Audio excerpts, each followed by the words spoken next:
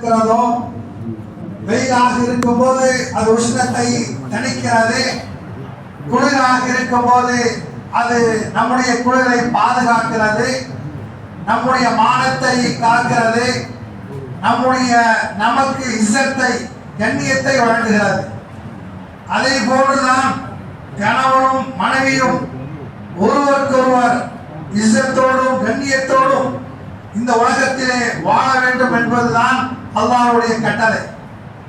நபிகள் நாயகம் ஸல்லல்லாஹு அலைஹி வஸல்லம் அவர்கள் சொல்வார்கள், இப்னு ஹிஃபானில் வரக்கூடிய ஒரு ஹதீஸ், இந்த உலக ரீதியாக உலகத்திலே என்னுடைய உம்மத்திற்கு 4 விஷயங்கள் கிடைத்துவிட்டால் அவருடைய வாழ்க்கை சந்தோஷமாக இருக்கும், நல்ல முறையில் இருக்கும் என்பதாக நமது நபி அவர்கள் சொல்லுவார்கள்.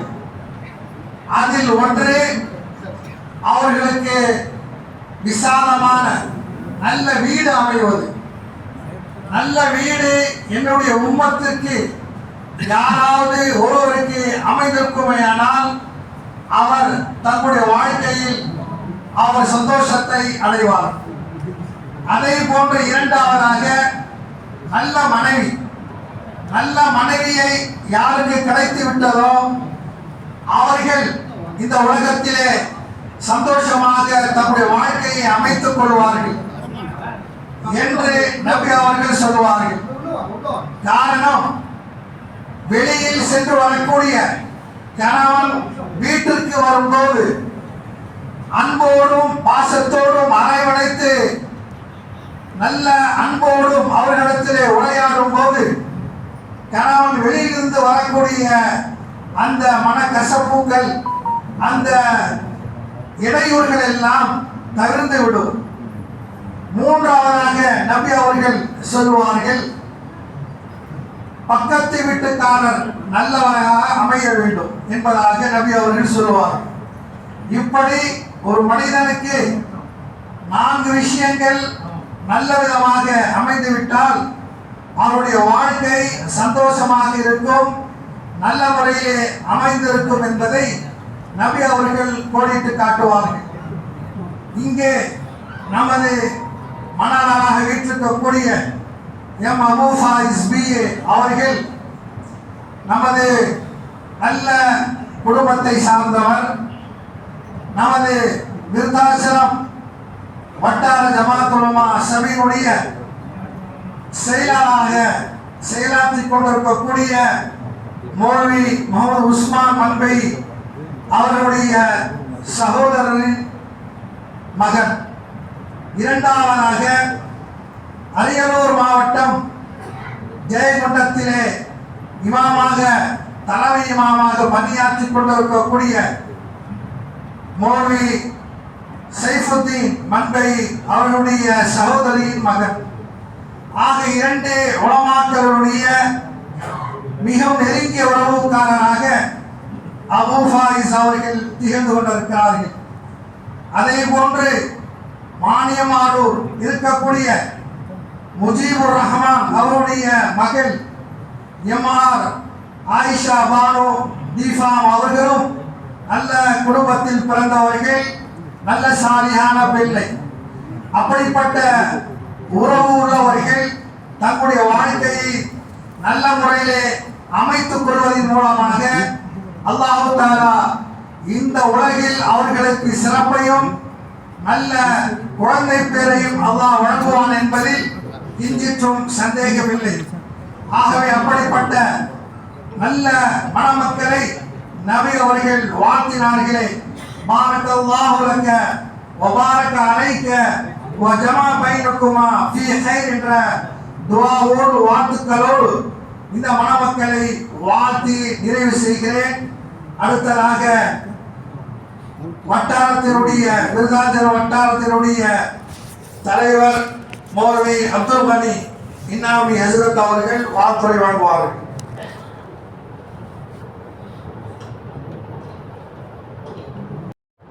அல்ஹம்துலில்லாஹி கஃபா வஸ்ஸலாத்து வஸ்ஸலாமு அலா மன் லா நபிய்ய பஅத وعلى آل جند الله وعلى آل حزب الله أما بعد فقد قال الله تعالى في القرآن العظيم ومحكم التنزيل. أعوذ بالله من الشيطان الرجيم. بفضل بسم الله الرحمن الرحيم. يا أيها الذين آمنوا اتقوا الله حق تقاته ولا تموتن إلا وأنتم مسلمون. صدق الله العلي العظيم.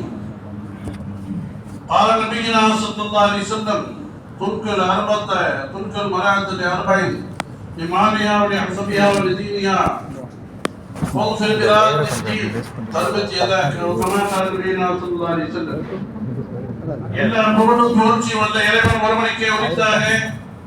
இறுதி அனுப்பப்பட்ட எம்பெருமானார் ஸல்லல்லாஹு அலைஹி வஸல்லம் மீதும் உத்தம சஹாபாக்கள், தாபீன்கள், ஷுஹதாக்கள், நாதாக்கள், நல்லடியார்கள், இங்கே குடும்பிருக்கக்கூடிய நம் அனைவரும் மீதும் எண்ணற்ற அல்லாஹ் ஸுப்ஹானஹு வ தஆலாவுடைய சாந்தியும் சமாதானமும் என்றென்றும் உண்டாவதாக.